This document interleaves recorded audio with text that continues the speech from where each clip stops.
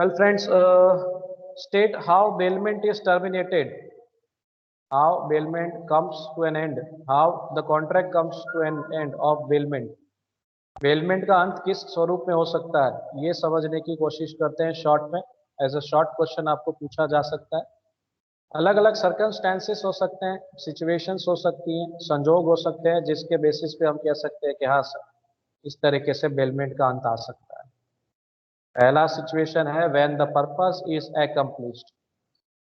जो भी पर्पस के लिए बेलमेंट का कॉन्ट्रैक्ट किया गया है, वो पर्पस जैसे ही फुलफिल हो जाए, सेटिस्फाई हो जाए, जिस हेतु के लिए आपने बेलमेंट का कॉन्ट्रैक्ट किया है, वो हेतु सिद्ध हो जाए, उसी वक्त बेलमेंट का कॉन्ट्रैक्ट का अंत आ जाता है। The bailment contract gets terminated.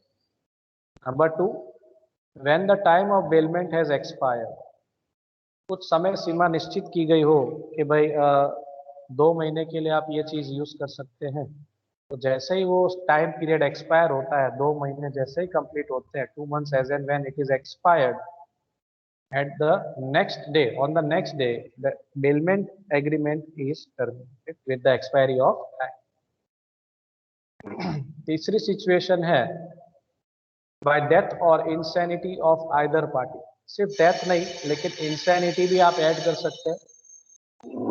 Baler या बेली की डेथ हो जाए, या दो में से एक व्यक्ति इंसेन हो जाए, तो उस सिचुएशन में भी हम कह सकते हैं कि बेलमेंट के कॉन्ट्रैक्ट का अंत आ गया। इंसैनिटी का मतलब है अनसाउंड माइंड पर्सन हो जाए, दो में से कोई भी एक व्यक्ति जो एक तरीके से लीगल ही है, मीन्स लीगल मैटर ही बन जाती है। डेथ हो जाता है तो हमारे पास लीगल सर्टिफिकेट होता है, इंसेन पर्सन हो जाए तो हमारे पास मेडिकल सर्टी होता है।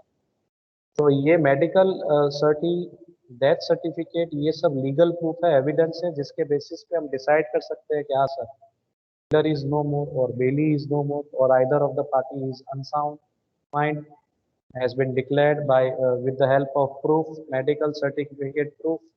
तो सिचुएशन में भी अगर ऐसा होता है तो हम कह सकते हैं जैसे ये घटना घटती है सर, उसी वक्त बेलमेंट का कॉन्ट्रैक्ट का अंत आ गया है।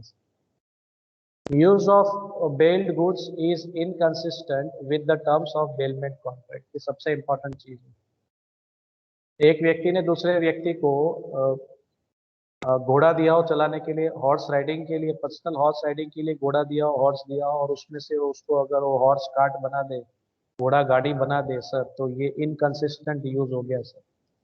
आपको पर्सनल राइडिंग के लिए दिया गया था, आपको पर्सनल यूज के लिए चीज दी गई है, और आप उसमें से कमर्शियल यूज में कन्वर्ट कर दें, उसको एक इनकम, सोर्स ऑफ इनकम के तौर पे आप उसको यूज करने लग जाए, किसी और व्यक्ति को यूज करने के लिए दे दे, थर्ड पार्टी को यूज करने के लिए दे दिए, भाड़े पे चढ़ा दे आप, तो सर ये सब इनकंसिस्टेंट यूज हो गए sir with the terms of the bailment contract. अगर ऐसा होता है तो bailor has a right, who has a right, bailor has a right in such circumstances to terminate the contract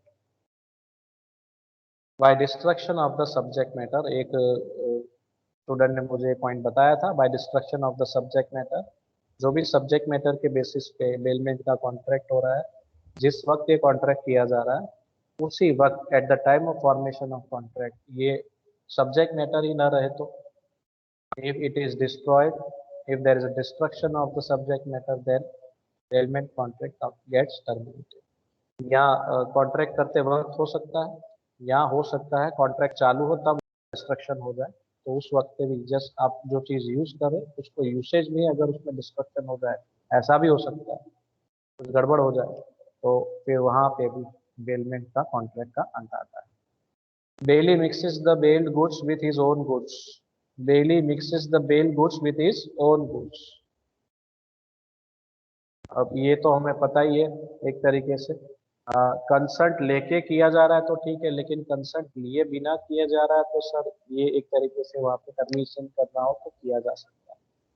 If the bailee takes consent of bailor for mixing the goods, then it is okay. But if the bailee mix the bail goods with his own goods without consent, आप add कर सकते हैं पीछे, without consent of the bailor, then the bailor has a right to